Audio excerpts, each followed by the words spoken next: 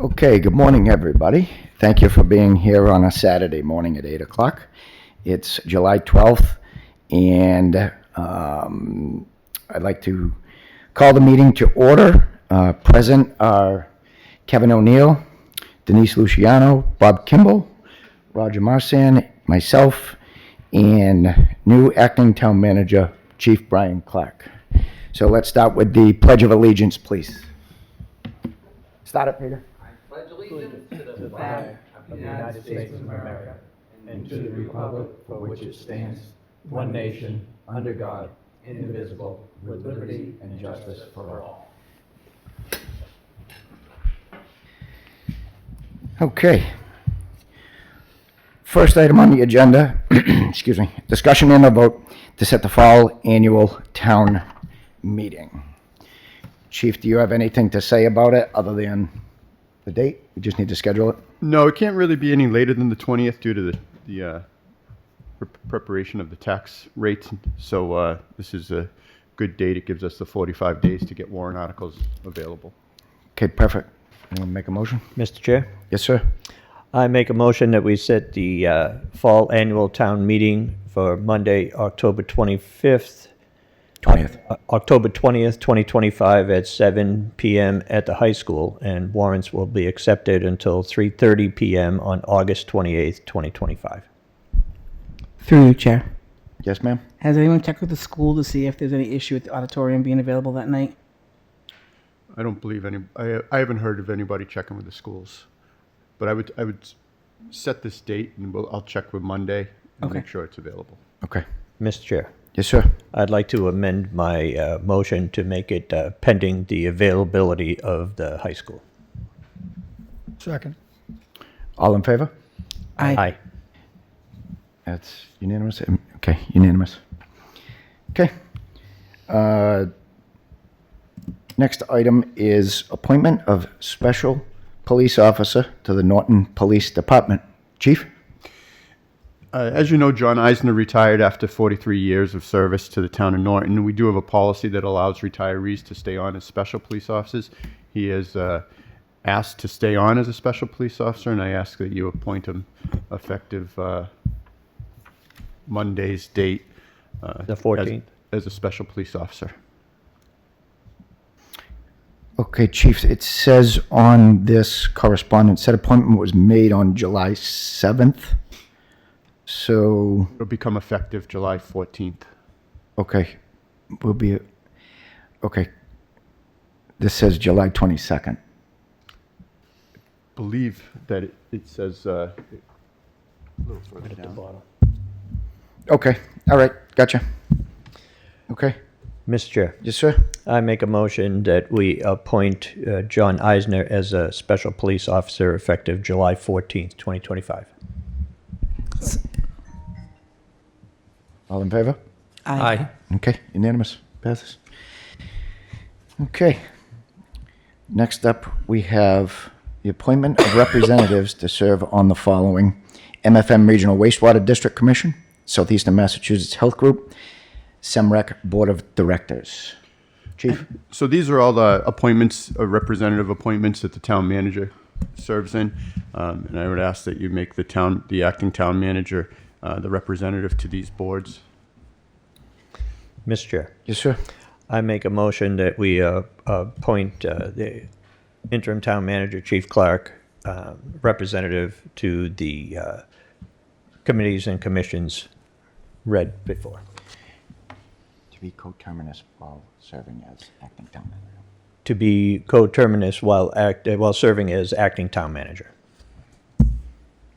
Mr. Chair, should we list them for the public? Should we read each of the three? Oh, I thought we did. I'm sorry. I You may did, but have. you didn't read it in the motion. You want to read it in the motion? Sure. To MFN Regional Wastewater District Commission, Southeastern Massachusetts Health Group, and SEMRECC Board of Directors. Second. All in favor? Aye. Aye. Okay, unanimous. And next up is appointment of municipal hearings officer.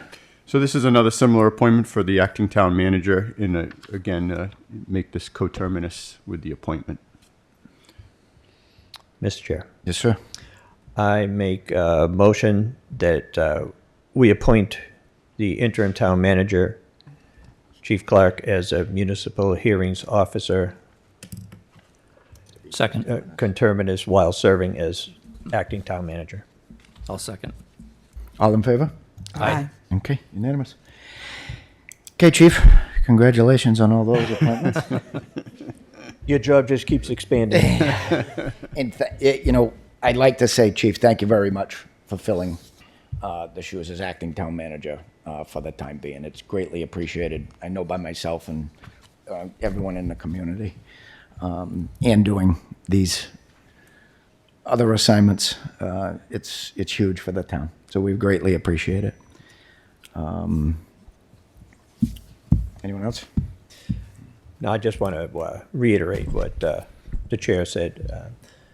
I think our town is in good hands while we find a new town manager. So thank you very much for your efforts. Thank you. Okay. If nothing else, we're just going to do a short recess for the time being, because we have ample time before our first candidate for the next agenda item comes on. Unless there's Mr. something Chair? else from anybody. Yep. Would you like to discuss about the questioning order and the who's going to be asking questions and what questions they'll be asking? Yeah, I was going to do that right before. I was going to open it up at like 10:09 again to discuss that. If you want to do it now, we can. If the board wants to do it now. It's your call, Mr. Chair, as long as we do it sometime between now and 9. I would, The process. Yep. If you want to do it now, we can do it now. Mr. Chair, Yes, sir. I think it would serve us better, so in case there's some discussion that goes further, so that we don't run into the time that the candidates will be here. Okay, fair enough. We can. So with that being said, I'll start with what the process is going to be. We'll explain that. And the questions, how we're going to format that. So we have 3 candidates today scheduled for interviews. Each candidate will be asked the same set of questions developed by the select board to ensure fairness and consistency. Each interview will last approximately 60 minutes. The candidate presentation, Q&A with the board. Board members will have opportunity to ask follow-up questions as outlined in the questions that were provided. So with that being said, has everybody reviewed all the questions and follow-up questions and everything? Are there any questions, comments, anything with those? No. Okay, so with that being said, we have 10 questions. There's 5 of us. Would everybody want to ask 2 questions apiece? Does that sound fair? Mm-hmm. Okay. Anybody have any preference on questions that they would personally like to ask? Mr. Chair, Yes, sir. I would like to ask question number 6 myself about the budget. Okay. I have no problem with that. Anybody else have anything in particular? Well, number 10 is mine, so I guess I'll take that one also. Okay.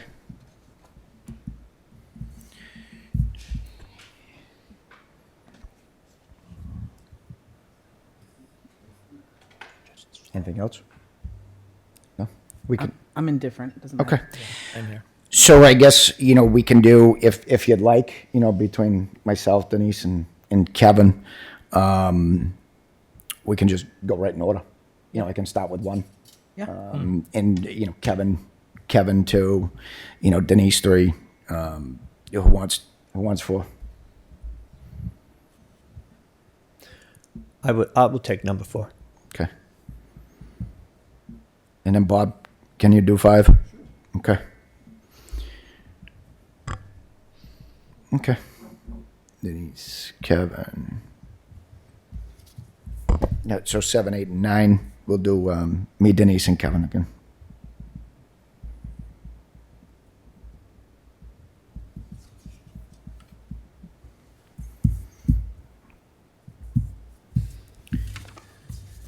Okay, does anybody have any? Mr. Chair? Yep. I know that we were also provided with a ranking tablet so that we could kind of keep track of the answers and how they came in. I'm not sure if that's going to be something that everybody uses, but I think it'd be very helpful when we're trying to come up with a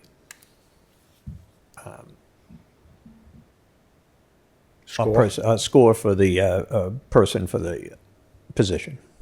Okay. Noted. Alec, I didn't hear who's doing number 4. Is that you? Oh, number 4, Roger. Roger. Okay. So, Mr. Chair, do the candidates have an opportunity for an opening statement, a closing statement, kind of an introduction? Or Yeah. how's that going to work? Yeah, so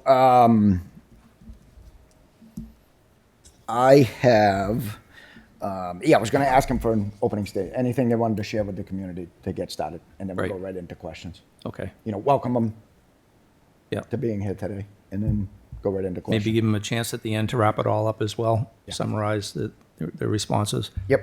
And my sense is this is probably going to go beyond an hour, but I know we have an hour and a half in between candidates, so I don't know how hard you are with that hour end time. So the first one's at 9, second one's at 10:30. Right. And the next one's at 12. So, if we need a little bit more time to Sure. finish out, no Right. problem. We're not going to cut, we're not going to be hard line on the, Yeah, that's fine. on a, I on a was just asking now. hard stop. So, yep. What's that? It's up to you. If you want to read it now, go ahead. Mr. Chair. Yes, sir. I have a statement that I'd just like to read into the record, if you don't mind. Sure. I'd like to take a minute to recognize the search committee and thank them for their hard work. They were chosen from many boards and committees, as well as several citizens at large. They stepped up to help with a task that is vitally important to the town. They spent countless hours, days, weeks, and months going through and studying over 160 applications. Over an arduous screening process and several rounds of interviews, they brought forward the candidates that they believe would be best to lead our town as town manager. They worked together as a group, and after much deliberation, they came to a consensus on the applicants we will be having here today. They deserve our thanks and gratitude. I would also like to thank the applicants that will be here today. The application process is not an easy one, and we appreciate them putting themselves forward. We are fortunate we live in a town with so many dedicated and hardworking people. I am excited about the future, and look forward to our future. Thank you. Thank you, sir. It was a lot of work, for sure. Yeah. But it was a very fulfilling, collaborative experience. It was a very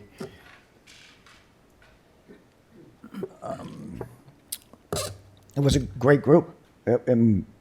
It was something that I was, I'd never been part of, before. But it was fantastic. It was really good, even though there was a lot of work to it. We did. I can speak for myself. I did enjoy it. But thank you very much, Mr. Marsan. Mr. Chairman, I'd add to that I serve on many committees and boards over the years. I don't think I've ever had one where everyone consistently showed up. There was always somebody who was not around for whatever reason. And this committee actually, according to Dinah, actually everyone did show up. It was 100% participation, which is very unique. Yeah. Very unique. Thank you for that. Yep. Yeah, Mr. Chair, well done, Roger. I also want to recognize the staff, town clerk, and other folks that had, work involved with all of this, coordinating schedules and keeping track of the finalists and all that.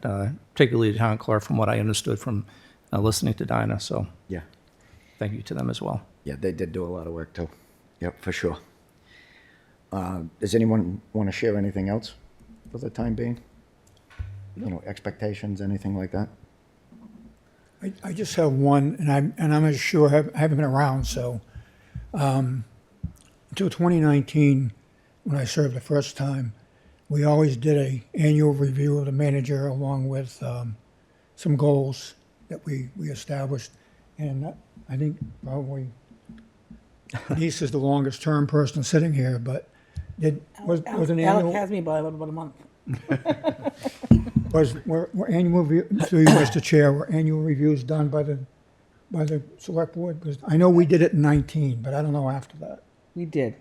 Okay. Yeah. I think it's important to have that annual presentation. You know, you sit down with each select board member can put their thoughts and ideas into the performance of the manager, and then perhaps come up with some goals and in consideration for that too.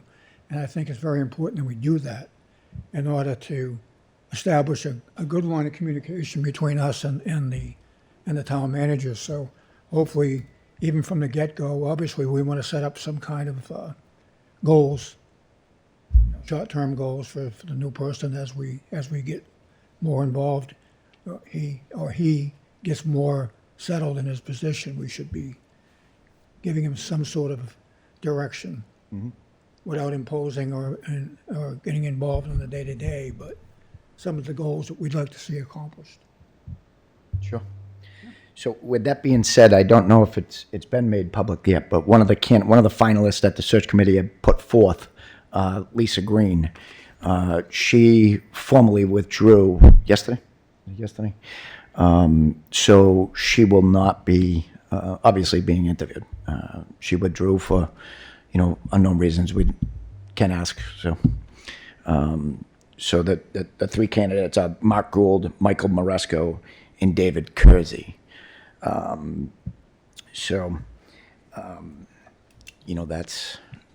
That's where we're at for that update. And let's see. So obviously the main purpose is for us to review the candidates that are going to be before us.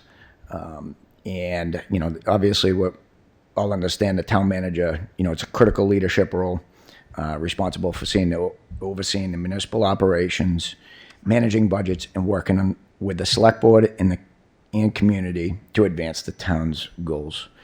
And our goal is to ensure fair, transparent, and thorough process to select the best candidate for our community. I have a list of certain,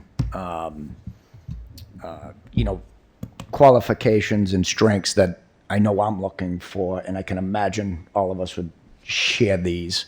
And a couple other people had reached out, asking. I didn't want to put anything out there specifically yet in case, it ends up on social media, and then it gives, a candidate that might see it before another, a little advantage of what we're exactly looking for. I mean, the kind of basic strengths and qualities that we're looking for, but, obviously leadership, communication skills, the municipal expertise, budget management, community engagement, transparency, responsiveness, collaboration, and something that's also important to me is, forward thinking.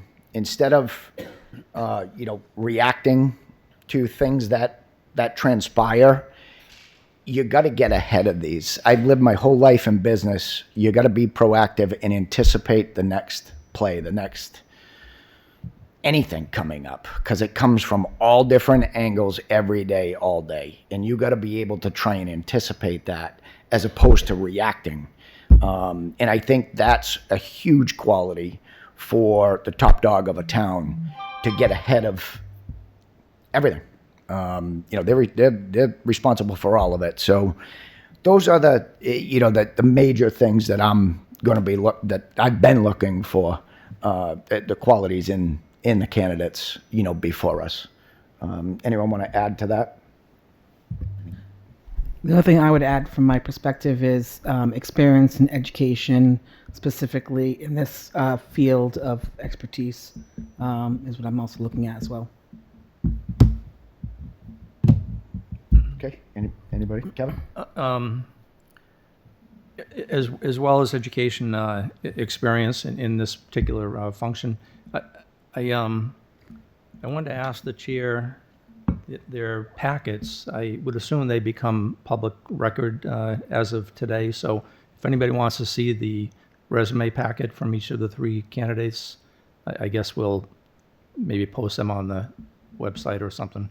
I don't know how that, yeah. If they're public and we're allowed to, then yeah, which I believe they are. At this point, I believe we are. Bob, do you know? Are the final candidates interview packets now of public record at this point? I would say they are, Yeah. yes. Yeah, they probably were public the minute the committee established the list anyway. So yes, the answer would be yes. And that's why I'm saying, I'm pretty sure they are, because when the search committee presented them, that's when they became public. Yes. One other question, just for procedural, when we get to the point of recommending the final candidate, I think, and you may know the proper way to communicate it to the chair. I believe it's authorize the chair to enter into negotiations with the final candidate named such and such, so that when we still have a process after this, the negotiating process. So I believe that's the proper language. Is that right, Bob, when we get to that point? I think I've seen it, that is a proper way, but I think there's others, we can nominate anybody. It doesn't have to be It doesn't have to the be one. chair. It could be two, Okay, if you want to do Yeah. two people. right. They can sit down and iron out the details, so. I guess my point is, we're not making the decision today or whenever it is to select somebody. We're making the decision to enter into negotiations with that person. Right, I believe, because negotiations may fail. Well, that's true, that's true. But I think a vote to hire somebody first, I think picking a candidate is the first step. And I think, Mr. Chair, I think that's important. It's an important conversation to have because, you know, you're going to have 1, 2, 3 people. A number one person would be Mr. So-and-so. The second person would be Mr. So-and-so. You know what I mean? So if the first one were to remove themselves during negotiations, it might be in our best interest to have candidate number 2 in a position to step forward. So if we want to rank them, you know, that's what I you're think it's alluding to, Red, rank them in the, Right, rank them up so that we don't have to come back and go through the whole process again. You know, we've done it, and just list them 1, 2, and 3. And I think that's the best approach to it. In regards to the candidate, you know, this is my 4th screening committee as a select board, select men, and I will tell all of you that there's going to be some give and take on both sides. You're not going to get the perfect person. You know, I might think I'm the perfect person, but that person isn't going to fall into all categories. It's going to be the best of the best. So, as we're looking at these candidates, it's important to remember that, you know, they're not clones of us. So we have our own ideas on how a town should be run and all that, but we're going to pick the best candidate based on some of the issues or some of the concerns we have, and that's the best way to approach it. You're not going to get 100%. Oh, this guy's checking off on every one of my boxes. You know, that's not going to happen. But in the overall, hopefully some of the main priorities that you feel very strongly about, you can take advantage of that by listening and maybe doing an additional follow-up question that kind of leans toward what your thought might be. Mm-hmm. And the other thing I would concern yourself with is if you do ask the question of one candidate, try to be consistent with all 3. Try to ask the same questions as best you can. Yeah. It's not going to be word for word, but try to do that in all fairness to the candidates. Try to get that information out. So. sure. Mr. Chair, to that point, we do have the standard 10 questions. My assumption is when we get into it, the follow-up questions will be unique and customized to each candidate. So to the best degree that we can, to ask the same follow-up questions, it may not be very feasible, right? Oh, sure. As long as we stay in the guardrails. I mean, it's going to be curtailed to their experience, their, you know, what have you, their work experience, their, you know, whatever's transpired in their world in the past that they're giving you an example of, if they are. And as long as it's within the guardrails, they can share anything they want with us. It's how it's asked by us, you know, the original question. So if they want to expand, you know, that's absolutely within their, you know, purview to do that. You would hope they would. You know, what I know I experienced on the search committee is a lot of these follow-up questions, when the candidate was elaborating to the main question, most of them hit those points, giving an experience or something of that nature. And, you know, the follow-up question wasn't even, you know, didn't even need to be asked. So that was a pleasant surprise to me. They kept, you know, elaborated, and it kept it on point. So to be clear though, on the follow-up, if Kevin is making a presentation and doing his follow-up, and by the way, it may trigger another question, you know, along the way, and Kevin may come back with that question. Is he the only one doing the follow-up, or are any members allowed to? I think under that question, the follow-ups, if the point's not hit, then the person that's asking that question should be following up. If there's a point to be made, you know, relevant to that follow-up that another member has, you know, grip it and rip it. Absolutely.